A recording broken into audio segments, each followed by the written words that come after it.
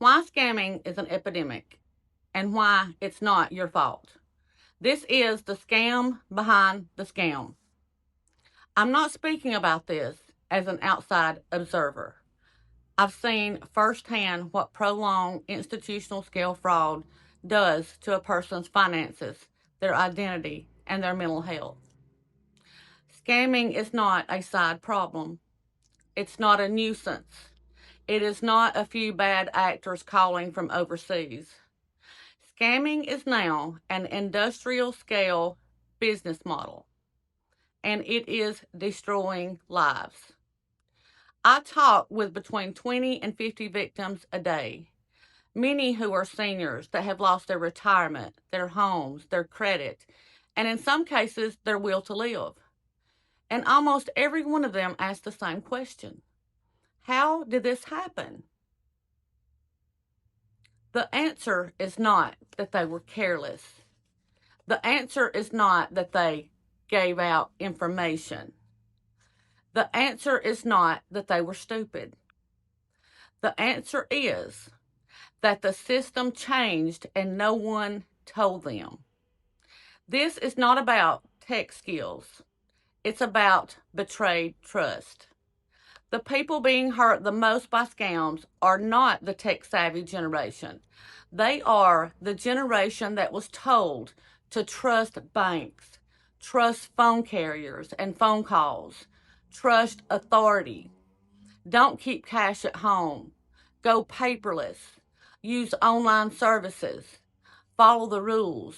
And they did exactly that. And then the same institutions they trusted quietly outsourced their data, reduced their safeguards, expanded access, chased scale and profit, then shifted all the risk onto consumers. When seniors lose a retirement account, it is not just an inconvenience. It's a loss of independence, a loss of housing, a loss of dignity, a loss of safety. And pretending this is about giving out information is just a way to avoid accountability. There is something else that's happening that almost no one talks about. Scammers are not just stealing money, they are hijacking the human brain. And this is enabled by smartphones, constant notifications, dopamine-driven apps, fear-based messaging, authority impersonation, urgency, and isolation.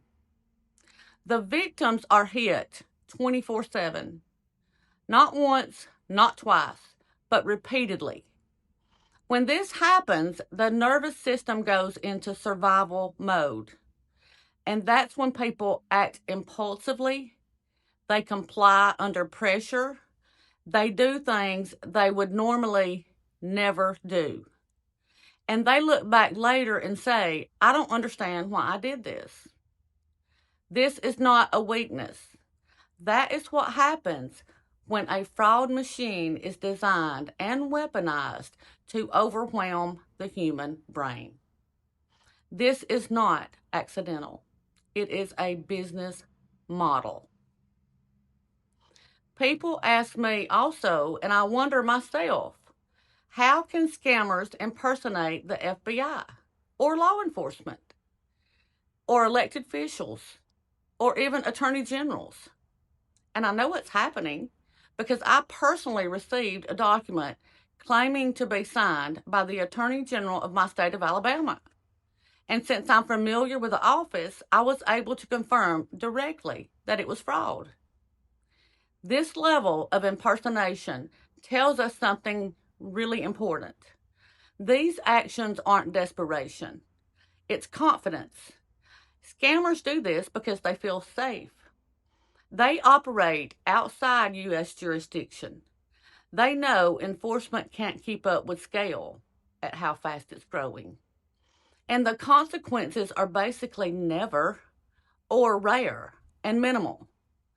There are authentic templates and language translations widely available for every situation. And nothing happens when they do it. The system no longer deters fraud. Here is the outsourcing problem no one talks about. Let's talk about data. Your most sensitive information: banking, telecommunications, credit, identity is routinely accessed through outsourcing companies. Some of the largest business processing outsourcing providers handle customer service and fraud for banks, telecommunication systems, credit card issuers, and tech platforms. This means your data is accessed by thousands of workers, often in regions where scam economies already exist as legitimate businesses. Often, these workers are under intense financial pressure. Often, they work with limited oversight. And often, these workers are earning poverty wages of a few $100s a month. This is not an accusation against workers. This is economics.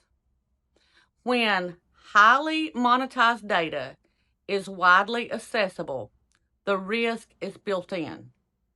And yes, in some regions, legitimate outsourcing operations and scam call centers operate in the same cities and sometimes even in the same buildings. This is how industrial scale fraud becomes possible. Why are companies not held accountable? Here is the uncomfortable truth. Banks, telecommunications companies, credit card companies, insurance companies, and almost all other service providers outsource operations. But they do not outsource liability. So when fraud happens, the victims are blamed, claims are denied, social engineering is blamed. But outsourcing contracts remain protected and the profits remain intact. The risk is privatized and the liability is socialized. There is no financial incentive to stop fraud at the sources. People also ask me, why are companies like Amazon and Microsoft selling infrastructure and IP addresses in bulk to companies they know that scammers use? The answer is not that these companies run scams. The answer is scale. Cloud providers sell hosting, IP addresses, and compute power. Scam operators usually work through intermediaries in other countries who buy infrastructure in bulk. They create and spin up fake websites and clone legitimate accounts. They deploy faster than enforcement can respond.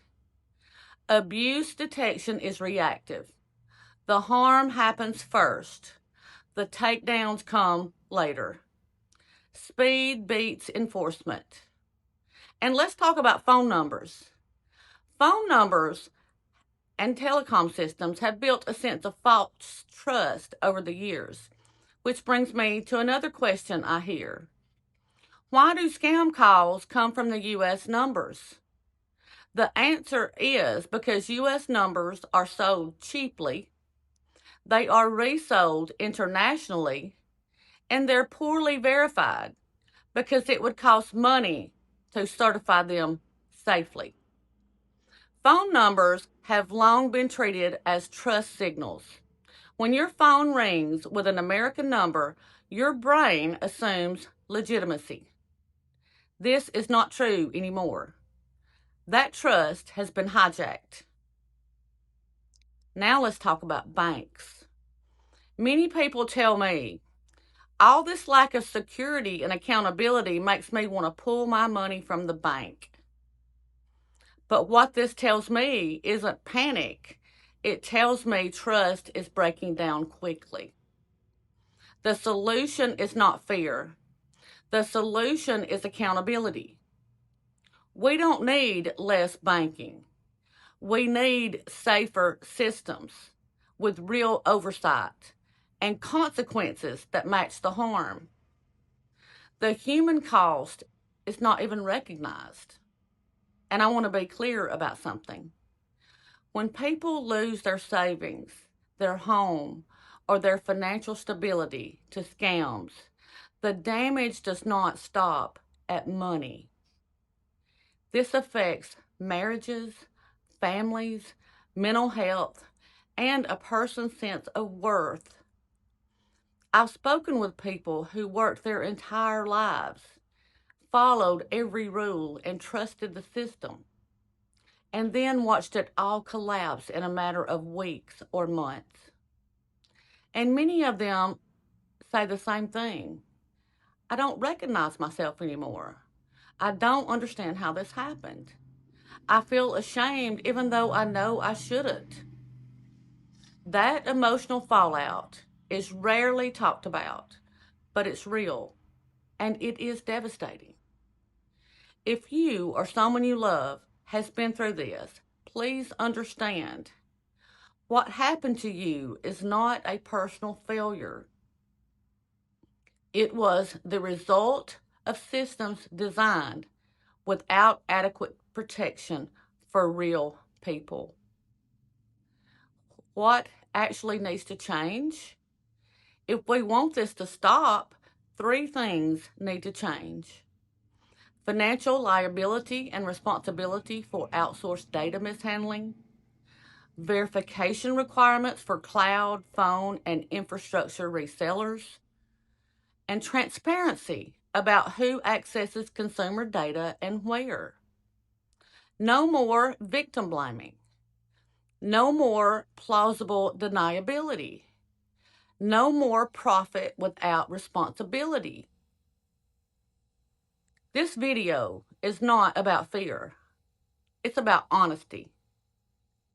Fraud at this scale does not happen because people are careless.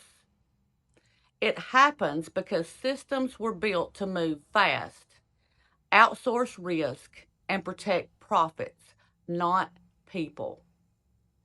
And if we want this epidemic to end, we have to stop blaming victims and start demanding accountability.